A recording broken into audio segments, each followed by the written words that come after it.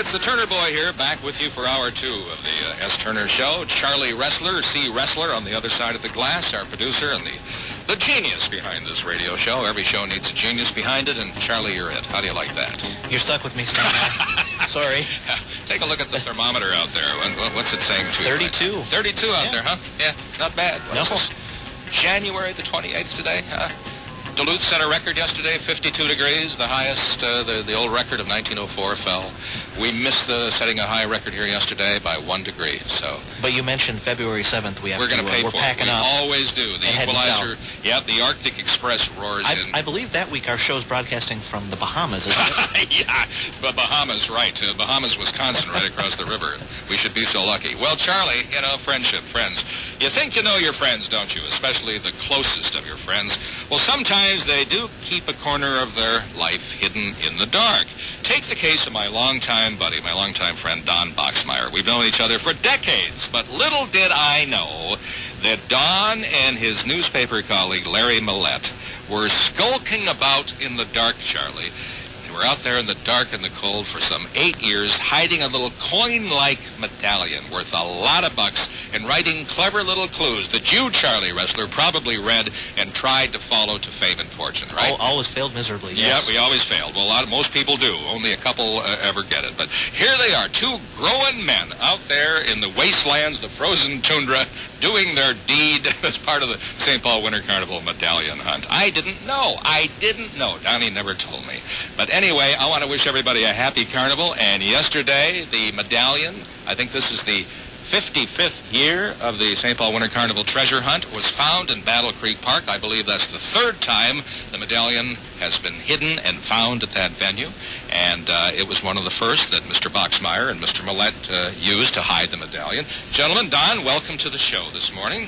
Thank you, Stanley. Glad to have you back. Here. There was a little pause there before you said anything. I just wanted to say that I think my father went to his grave happy in the thought that I never skulked. Lurked and lying in wait. I did some of that. Larry Millette, welcome. Have you ever skulked? Was I right? Many times. Many times. Yeah, See, I was right after all. Well, you guys, columnists, reporters for the St. Paul paper, how did you... Was there a voice, Larry? Was there a voice that you heard within the inner recesses of your mind saying, Larry, you must do this? No, there's actually a voice from the promotion department. Yeah, it usually is. No, it wasn't something I ever contemplated doing. And but you did it for 8 years, yeah. We were sort of invited to give it a try, okay. and we did, and thought, well, it's kind of fun. We'll stay with it for a while. Don, how did it come about? Well, it's an irresistible kind of invitation for a writer to become involved in something like this. I never thought it would happen, but our predecessors retired from the paper, and they were looking for someone who might know the city a little bit, and Larry and I came to mind, I guess, because we both had been writing about it for many years. Yep. And it was a natural for us. It really was. We just could. It was irresistible. It was an irresistible challenge. On the outside chance, Don, that somebody doesn't know what the St. Paul Winter Carnival medallion hunt is all about, just give us a quick overview of what it is. Gee, it started in 19... Yes, don't do this to me. I know what he's going to say. I don't have a clue. I don't know what this is about. Now, it started back in 1950. The carnival goes back to the 1880s. I think 1886, Larry, somewhere in there. Yep. And the carnival medallion treasure hunt, and we have an expert here, and we're going to get to you in a minute, Jesse. It started in 1952, is that right? I think it was sort of the brainchild of the publisher at the time, Dan Ritter, who took it upon himself the first years, to hide it. And it grew. I don't know if he ever imagined that it would become what it is, but it just sort of evolved into something that was... that really clicked with the public. And I think the idea is, among Winter Carnival activities, this is the most democratic. You don't have to be a member of a club. You don't have to have a uniform. You don't even have to have a button if you don't want one. Just get in your car, just get on the streetcar, the bus, and go look for the thing. Yeah.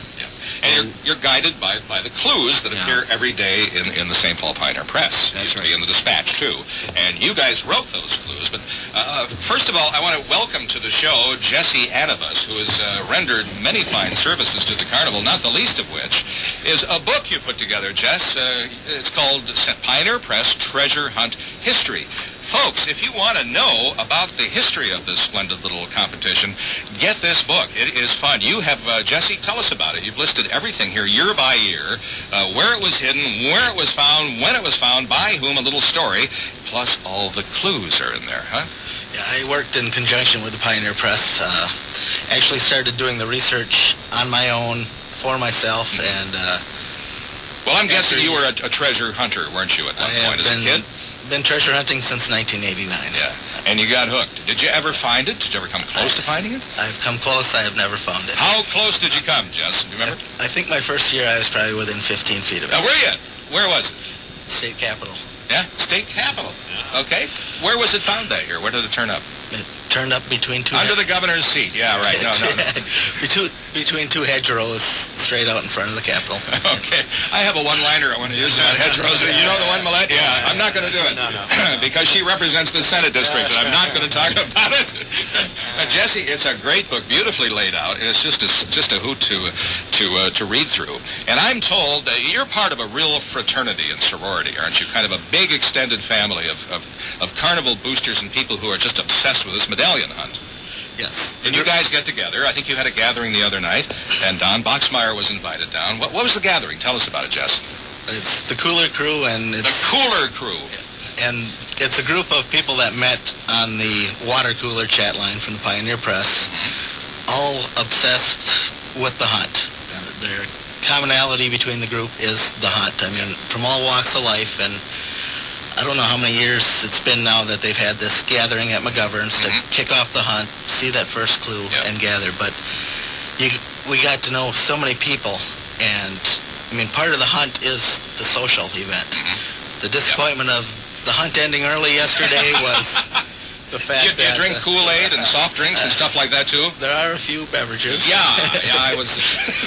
But we do... It's a social event, and that's the part we're going to miss now that the hunt is over.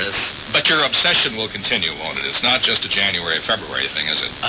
No. It is not. You guys are really wedded to this. Let's talk to Don Boxmeyer and Larry Millette, the guys who hid the medallion for 8 years, starting in 1994, and wrote the clues as well. Larry Millette, what was the first venue? Where did you guys go first, and how did you select it, and how did you hide that little thing? Well, the first venue was Highland Park, and what we did before all of our hiding activities is we would take a day off from the paper and roam around the city and look at possible sites to see what might be good. We'd look at the history to see where it had been in recent years. Then we just made a decision, okay, this year maybe Highland is due. It would look good. It's a big park. We like big parks. And then we went out there and looked around and tried to find a site that we thought would be good. As I recall, the snow conditions that year were pretty good, so that was a plus to us as well. Yeah. Okay, Don, you went out there, and where did you decide to secrete the medallion, sir? Where did you hide it? Do you remember? Well, first of all, we eliminated the golf course. Yeah. Okay. Can't do golf courses. A lot of golfers out there in January. Those greens get pretty expensive. Yeah, okay. And a flock of treasure hunters can do a green in pretty quickly.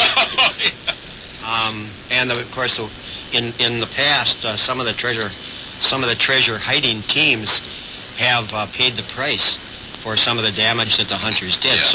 We're very careful. We were very careful during our time of hunting, of hiding it, to try to avoid any damage that might occur in the hunt. Right. So, but that left a lot of park at Highland. That left a lot of park. Yeah. And excluding the golf course. Yeah, you had lots left. Excluding the golf course. Right. Okay. And we tried to avoid, one of the other things we always looked at was we wanted to make sure that it was in a site that was reasonably accessible to people, that, we didn't want to hang it on the side of a cliff or, in the middle of a frozen pond where people might, fall through the ice. How thoughtful of you. Yeah, very nice. We were thinking of that. We were always thinking of that. And always thinking of that.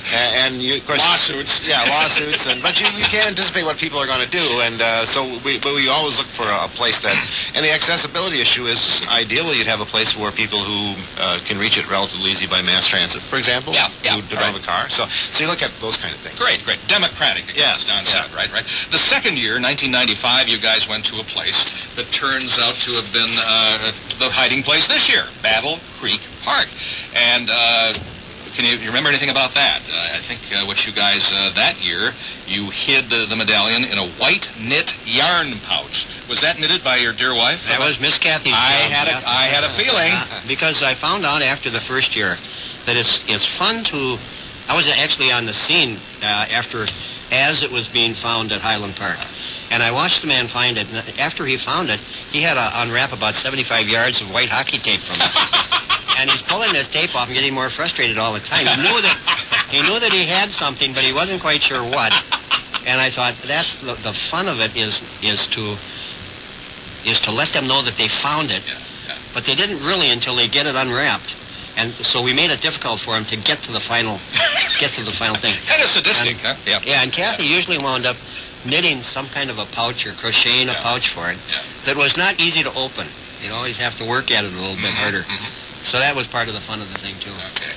Well, I got to ask you, Larry, did you have something you wanted to... No, you had asked about Battle Creek, of course, and that was a year in which our, might call it excessive cleverness got us into trouble. We must talk about that, yes. This is the clue within a clue thing. Again, folks, these guys not only hid the medallion, they wrote the clues to go with it. Larry, tell us the story. And by the way, all of it was absolutely dazzling poetry. Yeah, I got it right here. I thought, my God, am I reading Shakespeare? I know, that was kind of my model, yeah. But, no, that year we decided we'd do something kind of clever, and we'd start each clue. The first letter of each clue would eventually spell out the name of Battle Creek Park. So the first clue started with a B. Befitting the season, there's a reason. Okay. Then clue number 2 started out a thing to realize as you hunt for the prize, A, and then T. So we spelled out Battle Creek, which conveniently was also the same number of clues as it worked out, or close to it. So we thought we were really being clever. Well, apparently everybody who was searching for the treasure had that one figured out within about 10 seconds. You guys thought the hunt would go through all 12 clues, right? We were sure of it. We'd never catch on. We'd laugh about it later.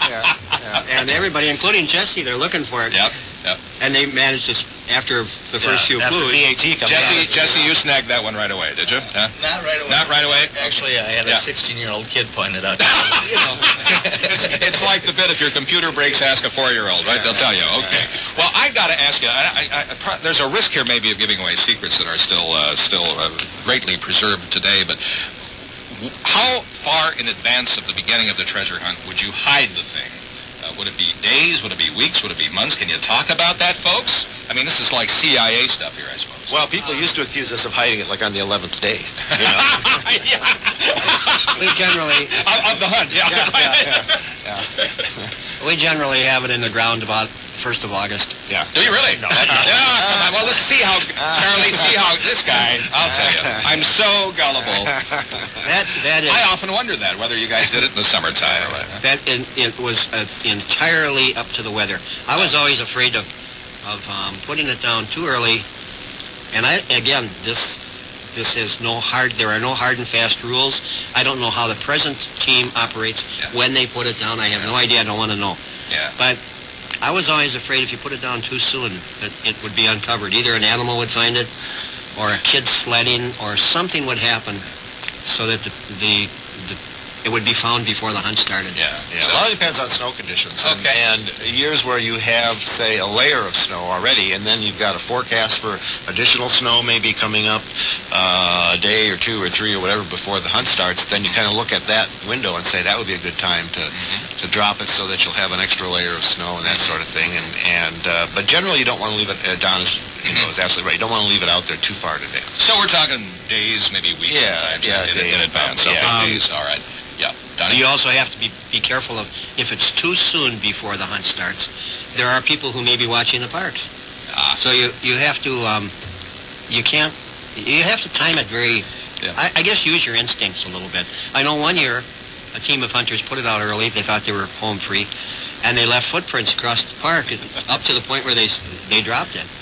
And it was found by people who followed their footprints. Because there was no more snow that day. And the people just merely followed the footsteps, and there it was. Undone by their own footsteps. So that begs the other question: what time of day would you guys normally do it? High noon, every day. Right. With neon signs saying, "Hey, we're with the St. Paul Pioneer Press." Yeah. We'd arrive at our special Pioneer Press. This would be a nocturnal exercise, mostly. Would it be, Larry, or what? Yeah, it would be a nocturnal exercise, and there are various ways to cover your tracks to look less obvious. You can walk a dog, or be in a jogging suit, or do any number of things you might want to do to disguise your nefarious. Pose as a transient. Yeah. I didn't have to pose. Millette, no costume needed. No. He's a well-groomed, clean-cut fellow. Not so much this morning, but he usually is. Don, did you ever come close to getting busted, either one of you guys, where you're out there I'm not planting? sure. We thought we did in Cherokee Park. We, of course, were out in the middle of the night. We didn't have a dog that. We should have had a dog with us, but we didn't have our dog. And we're walking through the park, two guys, in about midnight, and I think we had just done the deed. And we noticed there was a lone skier making his way down the street. The old lone skier. It looked as though he had stopped on the far side of a tree, as though he was trying to hide from us. But I think he was just trying to catch his breath. We worried about that for a little while. That he might have spotted us, but it turned out that hunt went all the way, I think. All right. That was a good hunt. Yeah. Don, last Sunday it was, you wrote a wonderful piece in the St. Paul Pioneer Press in search of the Winter Carnival's holy grail about this whole subject. And you talk about, of course, the years before and after you and Larry hid the medallion. There have been some crazy, wacky, funny things that have happened over the years with people who have sought it, maybe, sometimes life-endangering. I think there was an episode in Rice Park one year where, the paper makes it very clear. Folks, as you guys have already said, this treasure is on public property. Please don't molest the greenery, or it's covered by snow. But it's not going to be in a dangerous or a high place or something where you'll be in peril. But some people, Don, don't get that message. Well, they really don't. In fact, one year it was when it was on Harriet Island. After Larry and I hit it down there, our promotion director at the time, Pat Haggerty, happened to be passing through the park, and there was a guy trying to dismantle a huge electric junction box. And Pat approached him. Pat approached me. He said, "Hey, Pat, I don't think I'd do that if I were you. That's 14 or 15,000 volts." And the guy said, "What are you, the treasure cop?" And he said, "No, I'm just a guy who's trying to keep you alive." Yet I said it. And I mean, and the same, or years before that, there was that hunt. Yeah. I was looking around myself, as we tend to sometimes drive by to see how the hunt's going. Yeah. And I drove down there at night, and there was a flashlight about 30 feet in a tree. There was a guy up in the tree looking for it. You wonder sometimes. And the clues had said it's within reach, I believe, right? From the ground. Yeah. Can you imagine Larry and I trying to put it 30 feet in a tree? Well, Jesse maybe, but that should be attached to one of my cats. Up the cat goes. Jesse, we talk about a medallion, but when this thing started in 1952, it was not a coin-type thing, was it? What was it? It was a treasure chest. A little treasure chest, huh? Yep. With a certificate inside explaining how to redeem the prize. All right. And folks found that. It was a small little chest, I would guess. Do you remember where it was buried, or what sort of device? Or was it just thrown into a snowbank or something like that? The first one was under a shrub. Okay. So it's just a little treasure box under a shrub. Okay. A few years later, they did the ultimate height and hollowed out a log. Yeah. To put it in. One of the best heights ever, as far as I'm concerned. When did we go medallion? Is that just a couple of years later?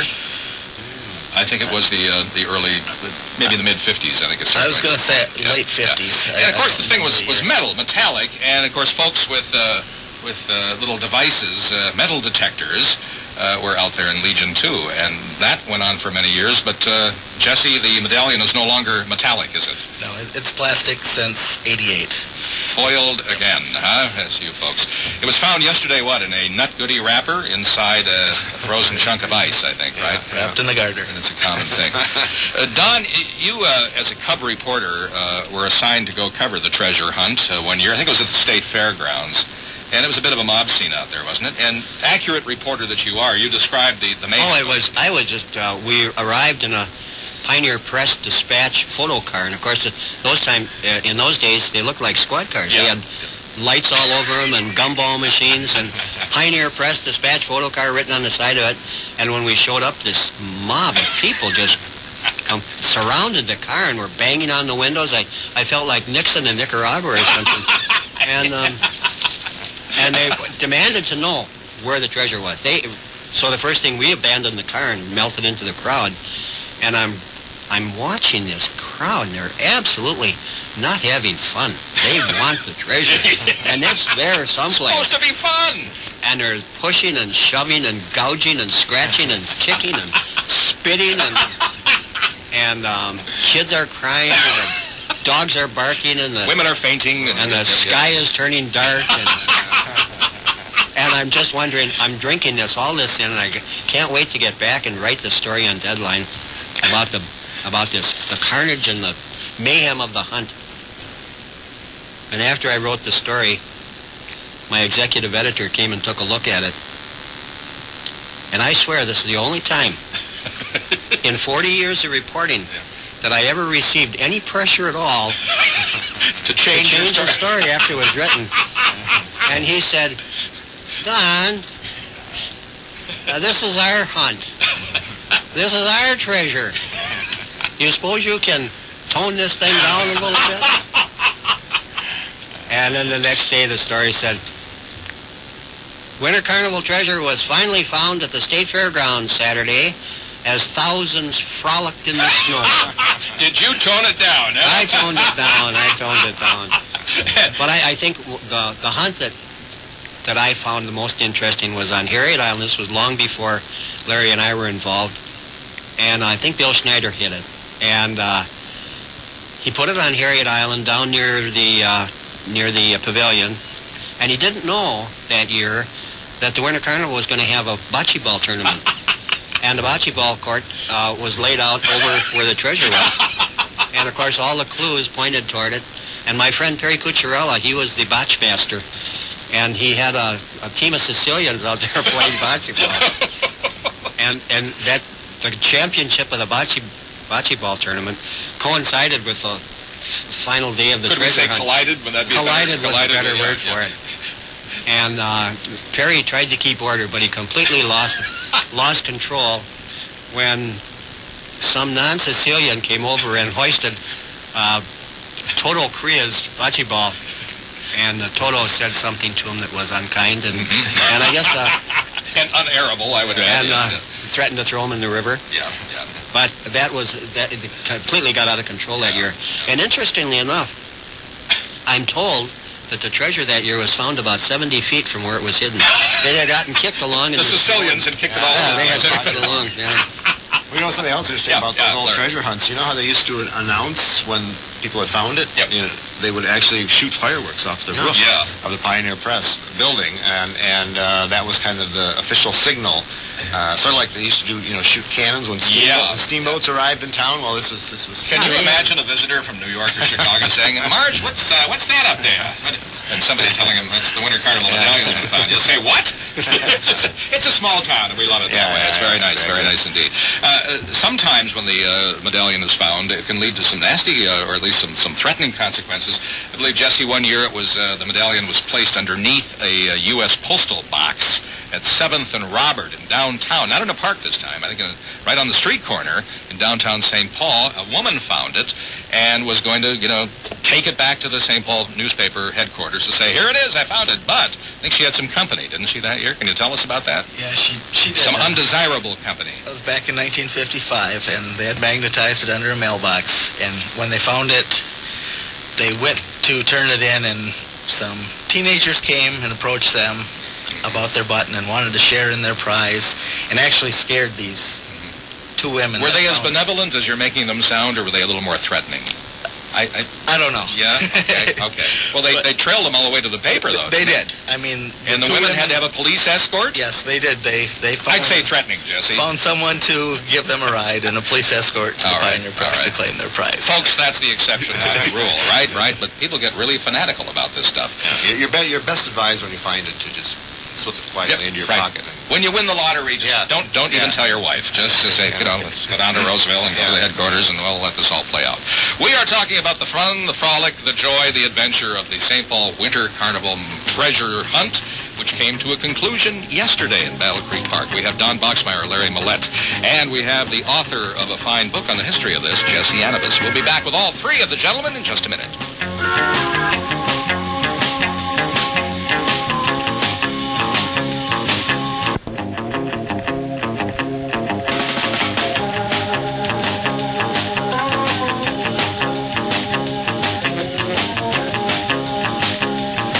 Yesterday, ladies and gentlemen, at 9:35 in the morning, the St. Paul Winter Carnival medallion was found in a park, Battle Creek Park on St. Paul's east side. It was packed in ice and wrapped in a Pearson's Nut Goodie wrapper. The winners, Joe Barnard, age 15, Ian Luby, age 14, Kai Peterson, 15, and Kai's father, Scott, we won't give his age, but they're all very happy people. I think they collected $5,000. I think that includes a shopping spree at Cub Foods, as well as a trip to Mexico, and some cold hard cash, too, to boot. So we're talking about that whole business of the treasure hunt, a business that goes back some 55 years, starting in 1952. The St. Paul Winter Carnival, the St. Paul newspaper sponsors this hunt. We've got two of the guys who, for 8 years, hid the medallion in St. Paul parks in the dark of night, and then wrote the clues to tantalize and befuddle and hopefully lead some folks to victory, which they always did.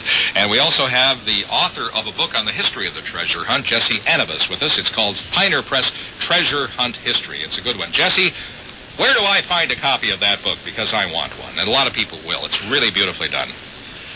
You can either go to McCauber's bookstore, which is in St. Paul off Como and Carter, or you can buy one online on my website, www.wintercarnival.8m.com. Now it was worth coming down here, wasn't it? Huh? Yeah. That's right. It's well done. The book includes, right year by year by year, the treasure hunt, where it was hidden, where, what it was wrapped in, or where it was hidden, not only the park, but the device used to hide it.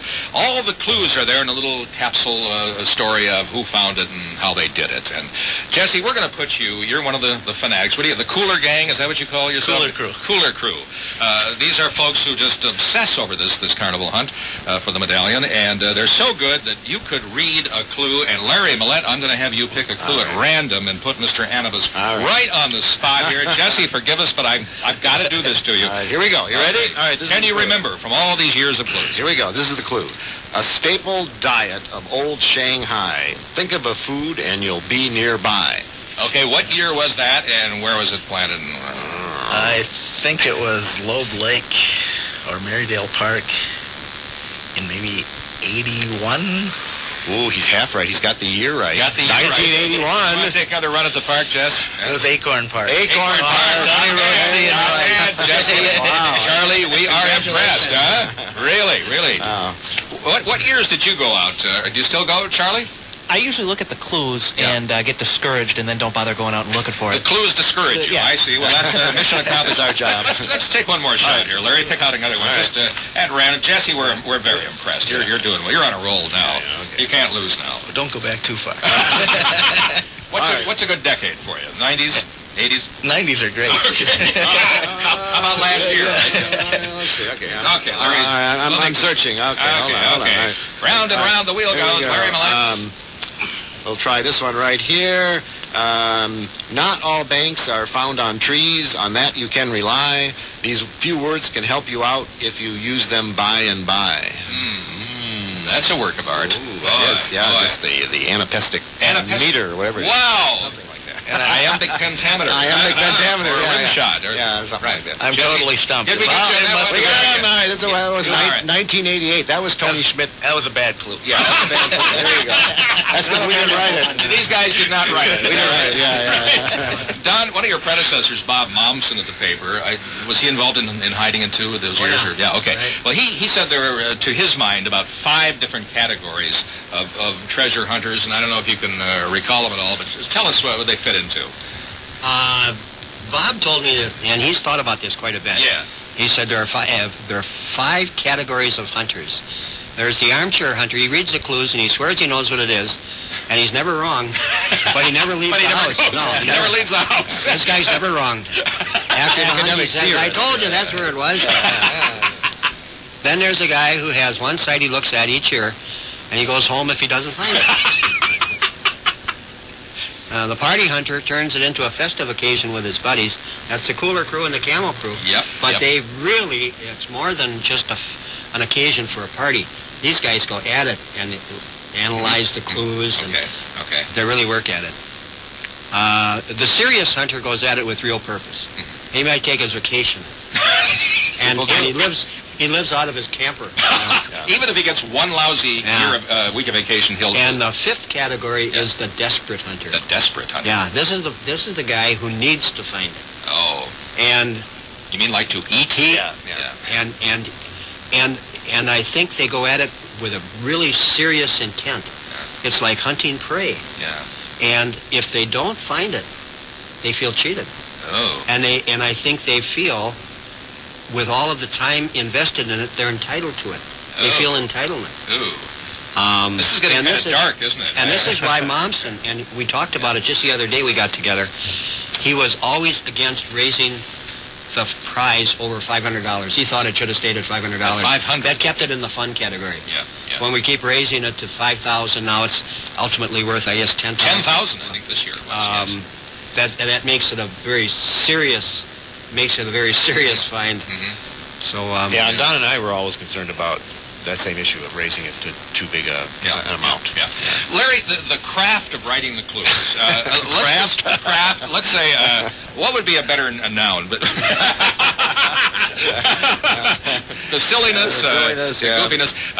Let's just take a park at random. Let's just say, let's take Battle Creek, and we saw some clues there this year that I think used 3M, big red letter sign, something like that. So when you go to a venue, what are you looking at? Well, that's what we're doing. We typically, when you're writing clues, first of all, we sort of recognized after we started doing it that there are sort of three types of clues. There's the beginning. Let's see, 5 types of hunters and three types of clues. Okay, this is a numbers game. There's your beginning set of clues, at the very start, maybe 1 through 3.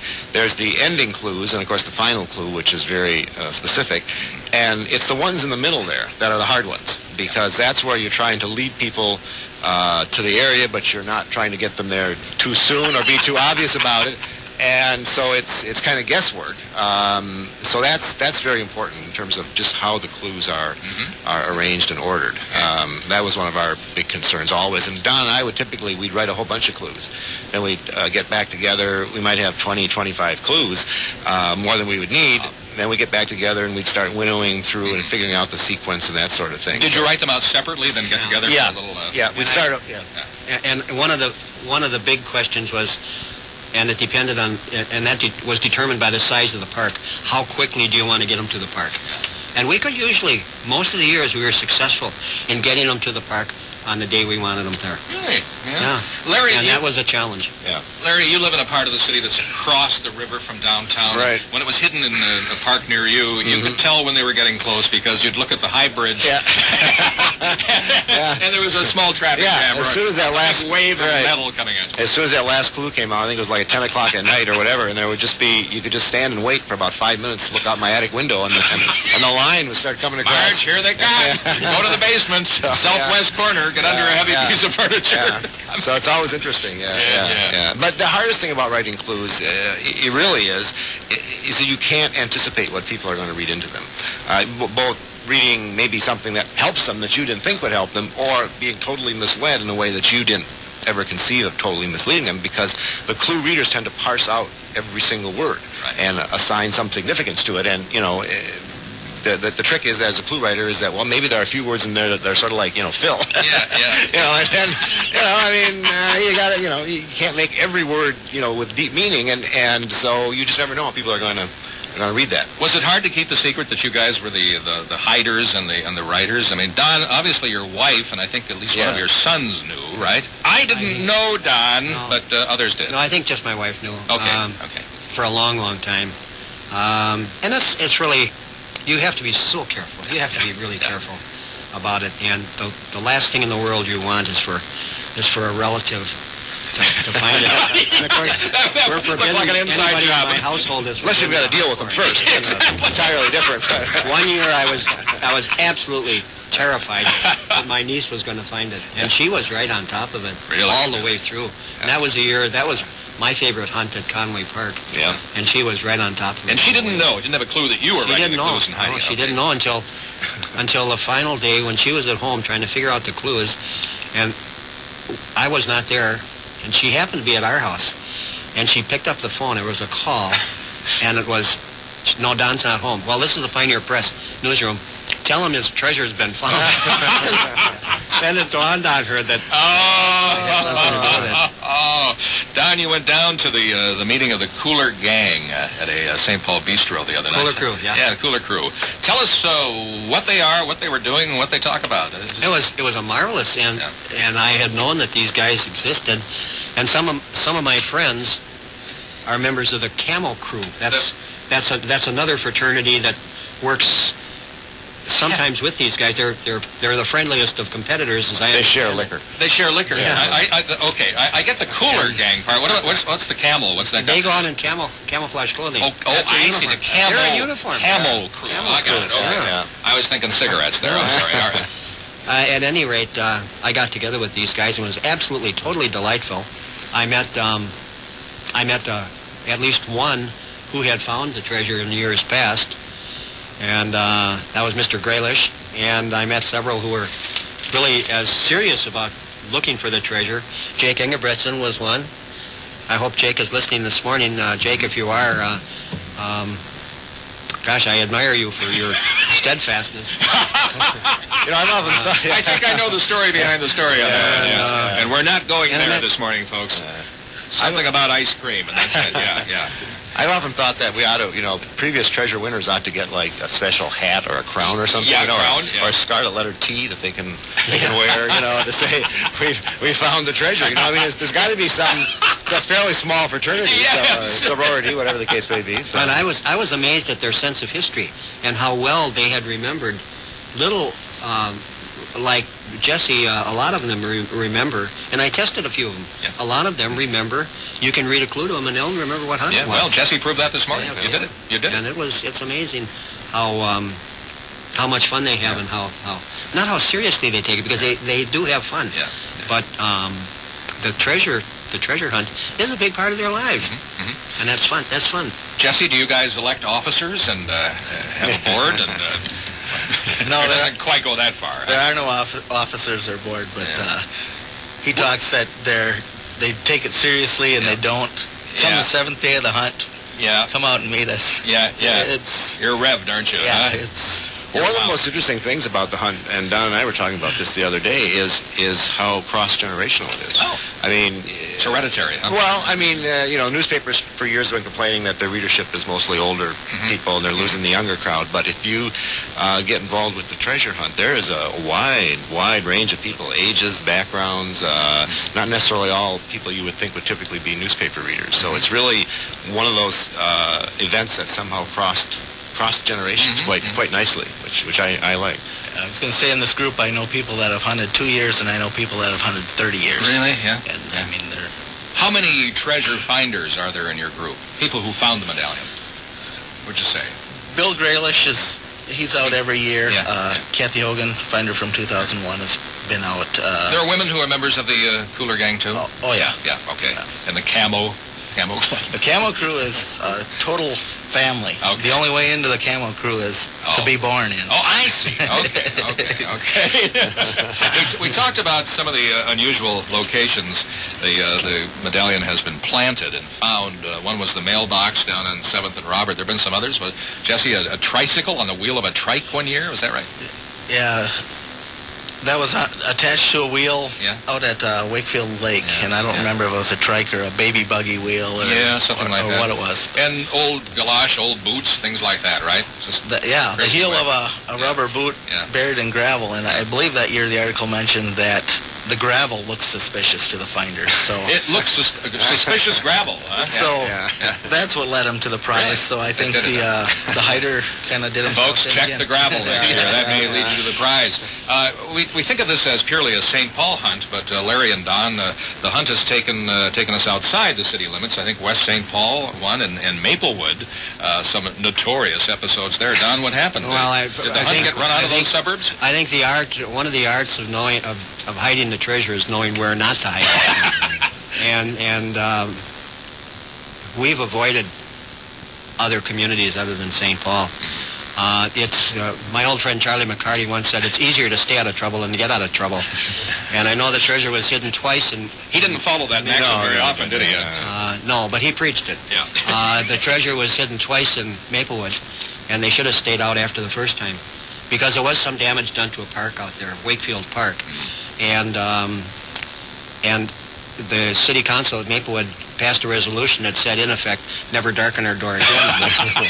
They invited the carnival out. They invited the carnival out, and whoever was hiding it forgot that advice or that order, and a couple years later put it back in Maplewood. And that time they had to go out to a council meeting with their checkbook open. My theory is it was a deliberate provocation. And I'm not sure I'm not sure if Maplewood has changed. I think they're. Of course, their politics have changed out there, and I'm not. But we always avoided Maplewood. Heaven forbid anything weird happen in Maplewood. That's right. Can't happen. West St. Paul's another venue, I believe. We stayed away from West St. Paul. Yeah, there was another episode there, was there? That had something to do with the police station. I think they hid it underneath the police station. We always avoided those. Oh boy. Yeah. Well, Jesse, if you could, would there be anything you would change about the hunt? You know so much about it. We're always looking ways to make things better, more fun, more enticing, more challenging. If you were in the driver's seat and could redraw the rules a little bit, anything you'd add or take away? No, I don't think I'd change it a lot. We talked about the prize, and you could make it $500, and there's still a group of people that are going to be out there. Do you think it should go back to a lower number so that the fanaticism doesn't reach, the quest for the money is not so overpowering? It can be a lower number. Yeah. If I don't find it, if I find it, I want $10,000. Yeah, I understand that. That's my impulse too. But no, I think they could go back to a lower number. I don't know that their number of searchers is going to change. I mean, it's something that gets in you, and you're going to do it. It's not for the money. It's a social event. Right. The money's just a... And it's a Pioneer Press program promotion. Now, both Larry Millett and Don Boxmeyer are retired from the Pioneer Press. They still contribute. I don't want to screw up your pension plans, guys, but is there anything you'd change? Either one of you would change about the hunt to make it more challenging, more fun?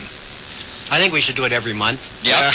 August would be fun. Sure. Yep. Ship them through that ice. Yep. I think the treasure hunt has become, after 55 years or however long it's been going on, has become such an institution that it shouldn't be tampered with. Mm-hmm. And there's some speculation now about the future of the Pioneer Press. Really? You hadn't heard that, Larry? No, I hadn't heard that. The hunt may outlast the paper. At any rate, maybe that's just newsroom. Pure gossip. Yeah. Larry, if should anything happen to the Pioneer Press, God forbid, should anything happen, I think somebody is going to have to keep this treasure hunt going. Yeah. It just has to keep occurring.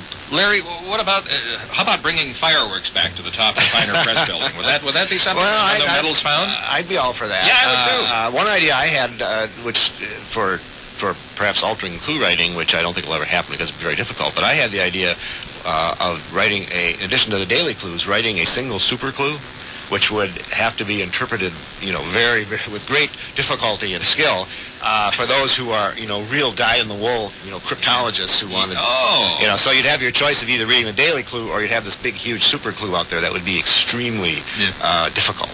But of course, the problem with that would be writing it. That's the kind of the drawback on that end of it. Yeah. We had a phone call during the course of this conversation from a gentleman, Jesse. I think you know who that is, and he knows a little something about the parks in St. Paul, where the treasure is now hidden.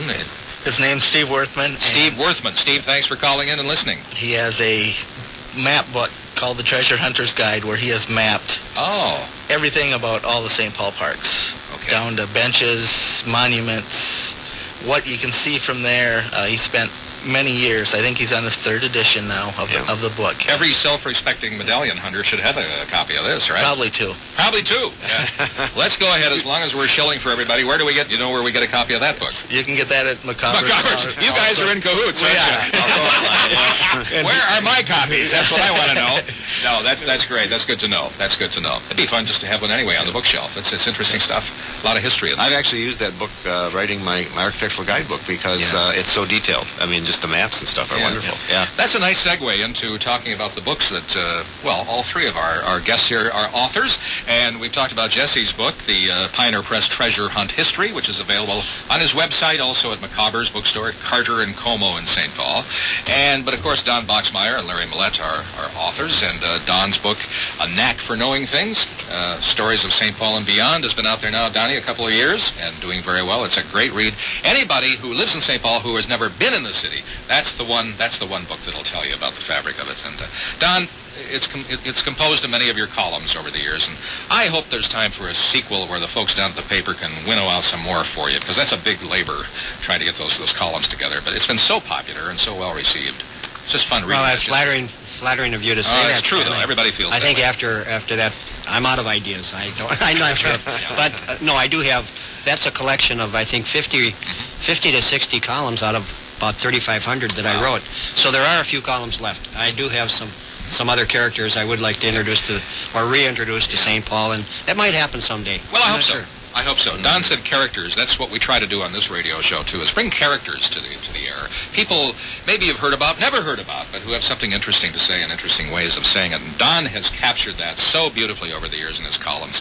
Like I say, if you really want to know about the fabric, the people, the history of St. Paul, the culture, all the rest, the craziness and all the good and the bad, it's in there. It's great stuff. So, and Larry Millette, you've cranked out a lot of books.